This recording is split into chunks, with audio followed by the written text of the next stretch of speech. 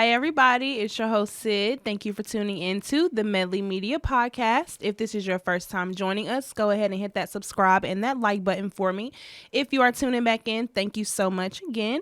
And today I have the absolute pleasure to introduce Climax. Okay, now this is Climax, the highest point specifically, okay? And Climax is spelled with a K to be even more specific. How you doing today? Doing great, thank you. Hope you are. I'm doing well. Thank you for asking.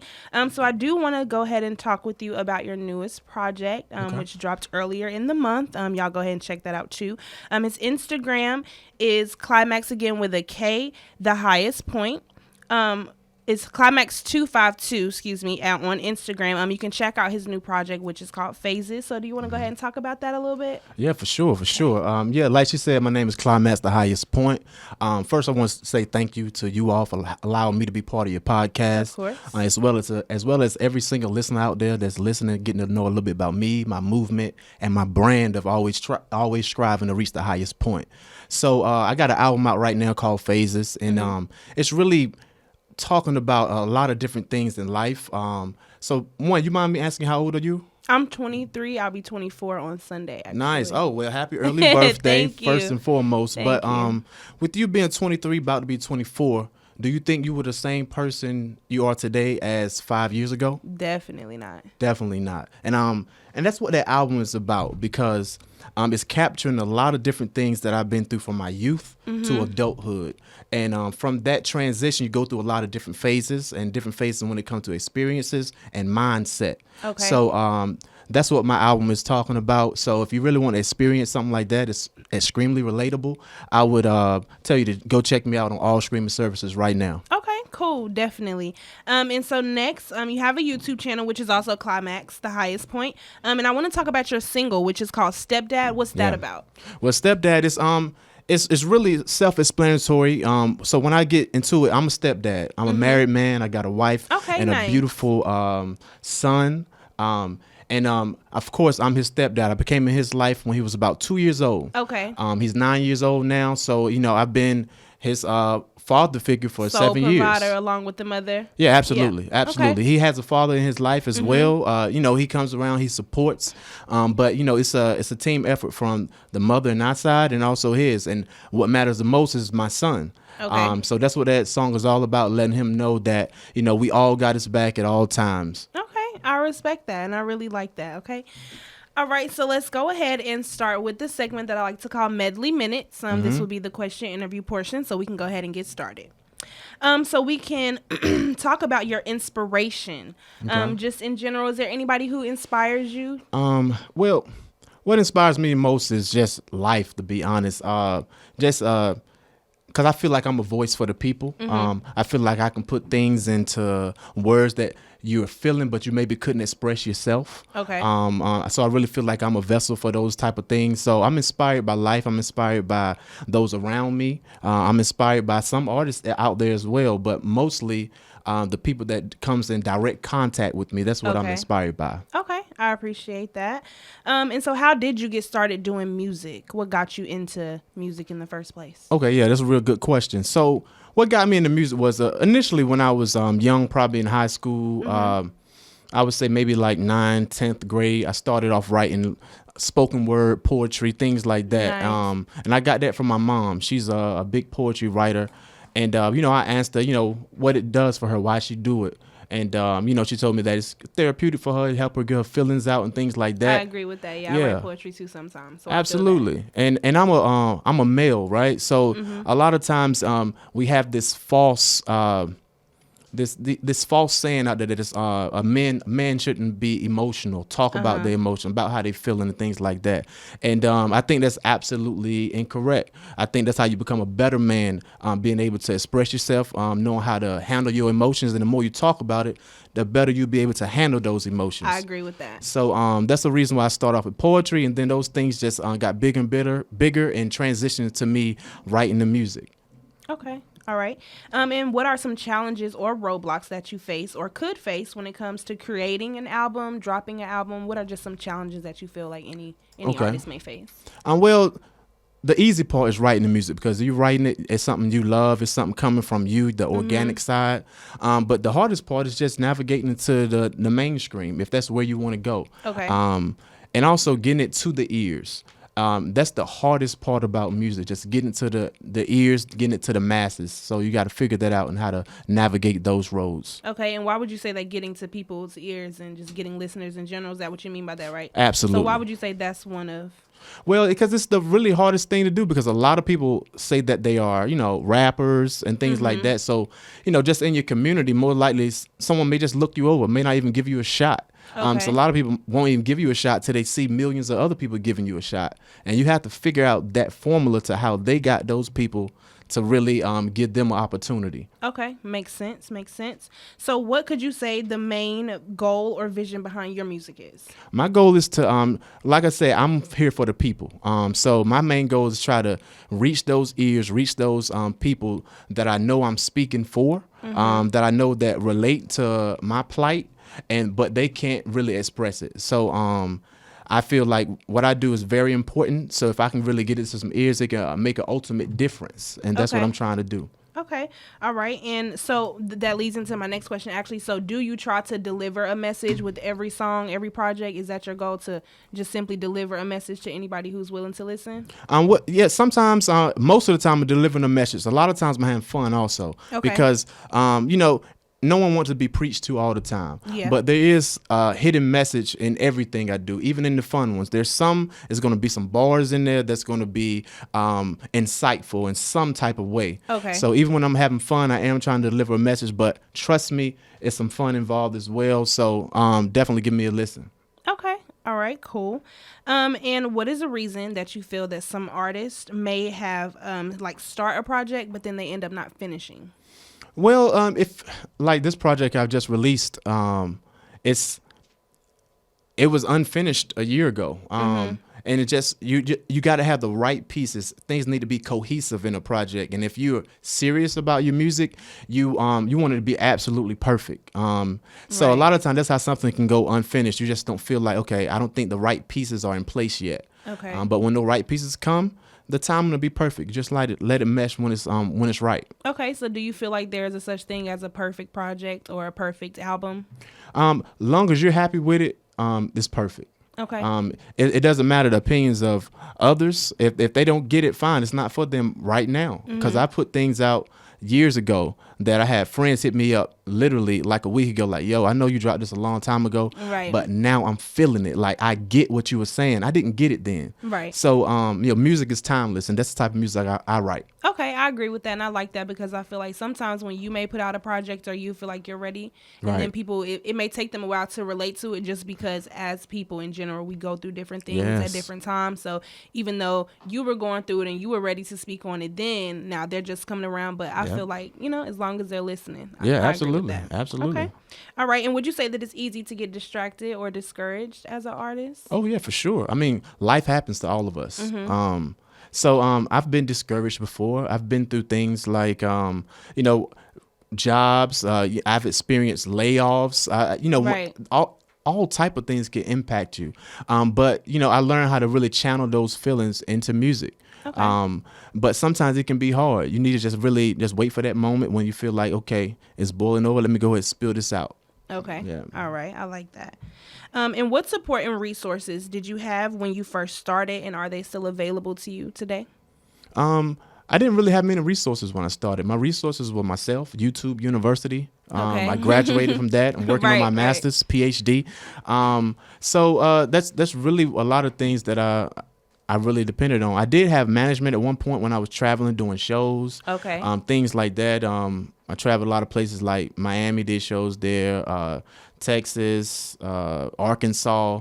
That's when I had the management team, but I don't have those resources anymore because, business sometimes just doesn't work. You don't feel like, someone is really have your best interest at hand, right, and you decide to go a different way. Okay. So I just went back to myself and just trying to build other relationships. Okay. And how was that, having a management team and being able to travel? Because a lot of artists don't get to experience that. So how was that for you? It was great. It was fun. It was a learning process. That's what That's what I got from it the most. If you ever experience something, you don't take the opportunity to learn from it, I think you're really lacking and not taking advantage of opportunity. Okay. So I really loved it. Respect to them because I did learn a lot from it and from them, and how to gauge and understand certain conversations to make sure I pick out certain things. So absolutely. Okay. All right. And what is an opinion that you have on the topic of music that others may not agree with? I mean, music that others may not agree with, don't listen to it. I mean, it ain't for you.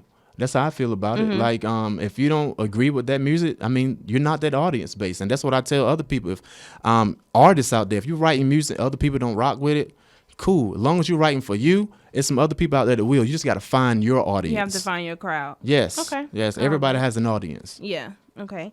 And okay, so speaking of audiences, do you feel like that you're comfortable with your audience? How familiar how familiar are you with your own audience? Yeah, I'm familiar with my audience. I'm getting better at trying to build a relationship with my audience, trying to engage with them, understand what they like, what they dislike, things like that. And I'm just trying to gain my audience as well, because it's a lot of ears that haven't heard me yet, that I know that could be a potential audience for me. Okay. And do you feel like when you do travel and expand your music, is that an easier way to gain listening ears and the opinions of your listeners? For sure. Like when you're traveling, you a lot of time when you travel, those people that you don't know tend to really be more intrigued, to be quite honest.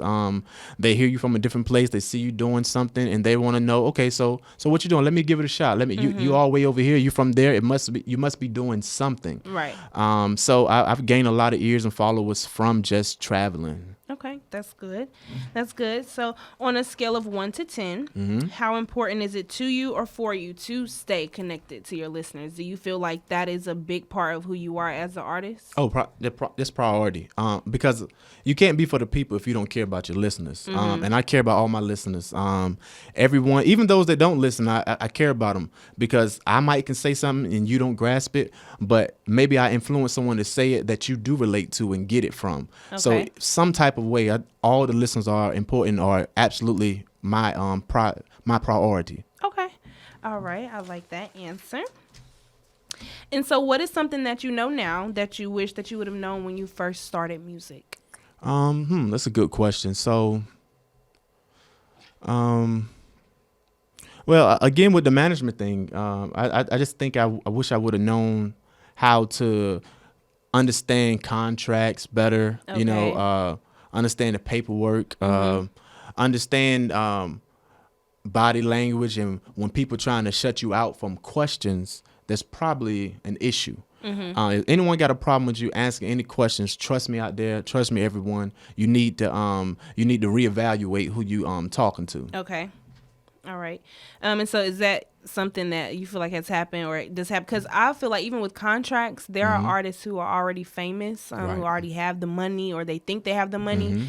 People that we know and listen to today that still have contract issues. Oh yeah, big time. So would you say that reading over your contracts, even if you do have a manager, is that important to read over your own contract? Oh, absolutely. And get you a separate attorney to read over it and understand it, because you might feel you smart, but you ain't that smart. Yeah. You know what I'm saying? Like, don't get it twisted. Reread. Yeah, get somebody who specializes in that. It's okay to know a lot about a lot of different things, but if you're not a specialist in that area, you need to find you a specialist to help you out. Okay. All right, cool. And so what's been your biggest achievement thus far in your music career? Okay, well, my biggest achievement thus far was seeing a smile on my son's face when he heard my single Stepdad. That's been my biggest achievement. Okay. Because I thought he was too young to understand it. Yeah. But when he heard it, he got like every word. I saw him. I saw in his eyes. I saw his eyes. It was tearing up a little bit because not alone I wrote the music, but I also put some visuals, just capturing all the times that we had. Yeah. From when he was a little one to when he was a big one, because he a big 9. Yeah. Like, he a big boy. So yeah, that was my biggest achievement, and I know there's more to come. Okay. All right, cool. And so when working with someone, what's the first thing that you pay attention to or look for? Well, the first thing I pay attention to is I like to do a little background, hear some of their music. And is that what you're talking about, like other artists? Like when you're wanting to work with another artist. Yeah. Yeah, I listen. I haven't worked with a lot of artists, to be quite honest, but what I feel is important is a genuine vibe, understanding what they're about, making sure it's aligned with where I feel like I'm going, because I don't want someone to come on a track with me if I'm going in this direction and they're not in the same direction, or at least in the same field. You know what I mean? So I think that's the most important. Okay. And do you want to work with more artists or more people? Oh, absolutely. I work with anyone. Anyone that I feel is dope. If you dope, I'll work with you. Okay. Yeah, I'm with that. All right, cool. And so when you are working with someone, oh, sorry, I was about to read. Okay, so what are some challenges that you think that the next generation will face based on what you see happening in the music game and industry today? Well, like everything, there's changes, and not alone that, evolution. A lot of times, older people tend to say that, the industry is going down the drain just because they're not used to where it's going. Things evolve. And with those, what I would say to the younger generation, just understand the evolution. Find a solution to the evolution. Find a way. Study it, learn it, and just do your best. Reach the highest point. Yeah, okay. I like that. I like your slogan a lot, actually. Thank you. So what are 3 habits that you could change in order to be a better artist? 3 habits I could change. If you can think of 3, you might not have 3. Okay, that's a good question. I got to think of that a little bit. Yeah. Well, I think I can be a little bit too analytical sometimes. What do you mean by that? Well, I hold on to music. And I have some close friends that I share music with. It's a very limited amount of people that I do that with. But I hold on to it for too long. And then I tend to forget. If something old to me, it'll be new to everyone else. So I got to really, really get out of that. So I'm like, hey, man, I made that 3 years ago. 3 years ago, someone else here, okay, this is new to them. You need to get out of that. Get out of your way. So that's one habit I would definitely work on and try to break. Okay. Yeah. All right, cool. And so if you so I want to hear 3 habits that have actually gotten you to where you are now. So what are 3, if you can think of 3, just 3 things that have kept you going and have gotten you to where you are? Yeah, 3 things that kept me going is just to keep going, no matter what. I've heard people try to discourage me, and me just being resilient, always still pushing forward. That's got me where I am today. Me being honest and true to myself, foremost. I think that's the second thing that really helped me, and because that shows. Because a lot of fake out here, but when true is in the room, people gonna know it and they're gonna feel it. Yeah. And something else that really helped me is just not being a know-it-all, always willing to learn something new, always asking questions. With that too. So I think those are my 3. I think everybody should be willing to learn. You should always be teachable, right, coachable, things like that. Absolutely. Okay, I like that a lot. So if you could have a business lunch with one artist, whether they're still here with us or not, who would it be and why? Business lunch with one artist. That's a good question right there. Thank you. Because I'm trying to think of someone that's kind of in the middle. Like they have some season with them, but they not so seasoned that they straight. Can I curse? Yeah. They straight shit on the new people. So because I think that's so silly. So maybe I would say Cole. Because I'm not alone that he will understand where I'm from because he's from North Carolina. Okay. And also he has some age and maturity with him, but he also understands connecting with the youth. And that's exactly what I do. So I would really have a conversation and lunch with him. That would be dope. Okay, yeah, I've actually admired J. Cole's growth in the game. Yeah. I've been a Dreamville fan for a while. Dope. They hard. Yeah, I tried to go get my $sign that one time. Yeah. Yeah. So I like his growth and where he's come from. And like you said, he is trying to educate himself and be a knowledgeable black man. So yeah, I absolutely. respect that a lot. And where would you be without music? Is that a valid question? Where would you be without music? I don't know, where would I be without music? Right. It's kind of deep, not to go too deep. Yeah, I don't, cause music is my life. It's really how I cope with a lot of things. Honestly, since I moved to Greensboro when I was like 18 years old, I'm a huge Jeezy fan too. Okay. Some of my cousins like Jeezy. Yeah, I mean, he that motivation music he used to make back in the day, like Mm-hmm. Thug Motivation, all that stuff like that. Before I go into interviews, I would throw on one of Jeezy motivation tracks to get me hyped up and ready for an interview. And I'm talking about with like corporate entities, just to really get me in that mind to keep the goal. So Yeah. without those little things like that, and just listen to mine, I don't know where I would be without music. It'll be really boring. Yeah. Okay. And so what did you want to do before you figured out music was your thing? Some things that I wanted to do, and I'm still doing on the side, because music don't have to be the only thing. And I would That's tell true. people to diversify their funds. Okay. Because I write scripts for a movie, a film movie. I don't know if you heard of the show 85 Central. I'm a big part of that in Greensboro. Okay. With Showdown from 102. I'm also in the corporate area space right now. Been in that space for a while, working in the healthcare field. I also work in real estate. I'm an investor in real estate. My wife, she's a real estate broker. Okay. That's good. So I like to navigate all those spaces. Okay. Very Diversify. Yeah, being versatile with Yeah, yourself absolutely. and your money. Okay. I like that.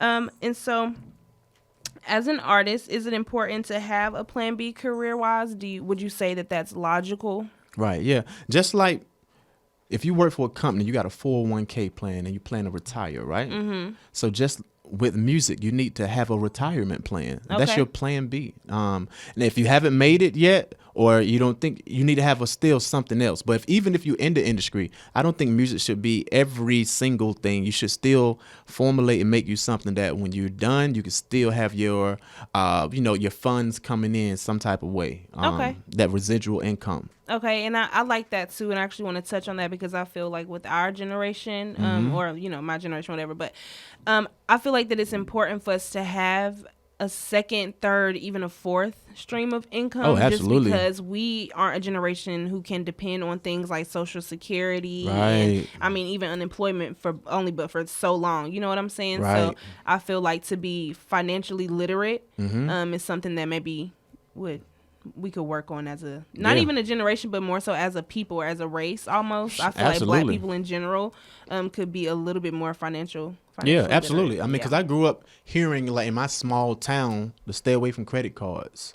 And then when I became an adult, like, that's not the key, because you need to have credit in order to get property. You need to have credit to get some type of loan to invest in a business, like a great business like Medley Media Podcast. You need to be able to have something. You know what I'm saying? So That's true. I had to unlearn some things, although where I grew up gave me a lot of great morals and foundation like that. Exactly. But I had to unlearn some of that other stuff, like, because they just didn't know better. Right. That's and I the can't thing. blame my mom and pops for that. They just didn't know better. They told me to stay away from credit cards, don't do this. But if you use it right, it can be a huge resource to you. If you use it right. Yeah, Definitely. big time. Definitely. Okay.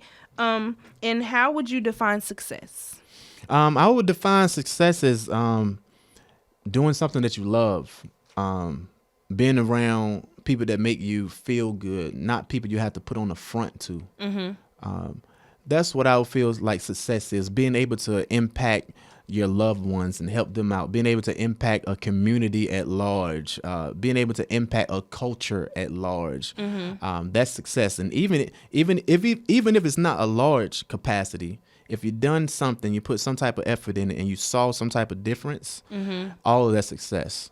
Yeah, I like that. So would you say that you're successful? Big time. Yeah, I'm successful. I'm just trying to become more successful. Yeah. I'm just trying to do more because I feel like what I do is bigger than me. I feel like it's really bigger than me. And it's not about me. It's still about the people, because me just having one mindset is not enough. If I can help others have a more productive mindset, that's when it can be a big change, when we have the masses. Okay. All right. And so what is your favorite thing about being an artist in general? My favorite thing is just when I get feedback from people, when they tell me, like, this really got me through this situation. Like, man, this really spoke to me. I'm going to get on my shit just from this. That's the most rewarding thing, because that's what I do it for. Right. So I grew up wanting to be a pastor when I was very young. And then I also saw some things that made me not want to be that later, because I saw some corrupt things, and that really got me off that train. But what I feel like I'm doing now, that maybe that was my calling. Maybe I was because what artists do is a lot like pastors, to be quite honest. Okay, how would you say? Because we're speaking to the people. That's what pastors do. They go in a church every single day. And also a church is not a building. A church definition is a gathering of people. So when you on a concert and you're delivering your message, that's like church. Because it's a gathering. Yeah, right? it's a gathering of people, and they all listening to your word. They reciting your word. So it's I feel like maybe that's where I meant to be. Maybe I saw that because I grew up in the church. My mama had me in there Sunday, Wednesday, Monday, like crazy, right? And then when I grew up, I feel like, okay, maybe this is what my calling is. I know this is what my calling is now. Okay. All right, cool. And so if you could describe your music in 5 words. Honest, super dope. But I'll say dope for that one word. Relatable, fun, and interactive. Okay. Well, I like that last one. Why would you say interactive? Interactive is because everyone that listen to it can join in. Because I'm not just, like I said, I'm not just speaking for me. I know things that I went through, other people relate to it too. So they can join in, spread the word, and have that experience right along with them. We all having that experience together. That's why I call it interactive. Okay. All right, cool. And so money or fame, and why? Which one? Money or fame? And then tell me why. If I had to choose one, I would choose money, because fame. It's a lot of people out there that's famous and they broke. Yeah, you know what I mean. Fame is very empty-handed. Yeah. I don't care about being popular. Okay. I would rather be polarizing than popular. Okay. Being able to impact something, because even if someone. You don't have to know my face, but if you know my music, I'm cool with that. If they know my music and not know what I look like, I'm straight with that. I need to figure out, get me a head like that Marshmallow Man. You know what I'm talking about? He's he's huge. I don't know if he's like a pop star or something like that. I think his name is literally Marshmallow Man, but no one knows what he looked like. He has on this marshmallow helmet everywhere he go, but he makes millions. That's just like No Name, how she always wears shades everywhere she goes. So it's like, even when you see her, it's like, did you really see her? Right. You don't really know what she looks like. And that's crazy, just because she wears shades 24/7 all the time. Yeah, it's crazy. Yeah. So, yeah. Okay. And so what is the most impressive thing about you, and then the most impressive thing about your music as well? I think, impressive, that's something that based on others' opinions. I'm very confident and happy with myself. But when it comes to what's impressive, I leave that to the audience to decide what they feel is impressive. And also that's kind of the same thing with my music. But if anything that I would say that is impressive to me is just how honest I am with myself and everyone else.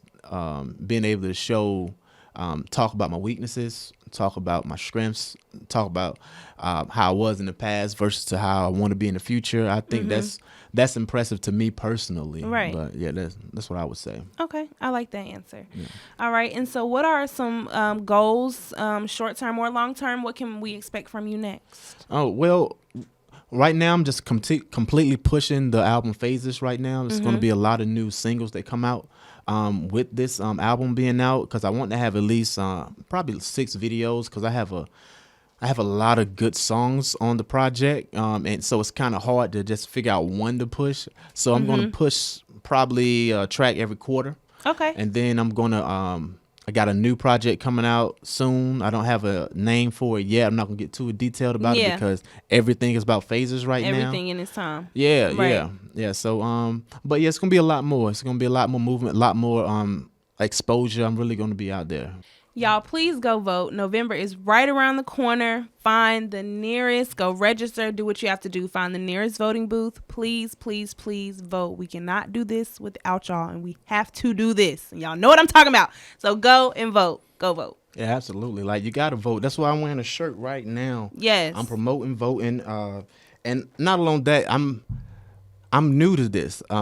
It's my first time getting registered to vote was this year. Cool. I was moved to finally do that. And then I did some research and learned something.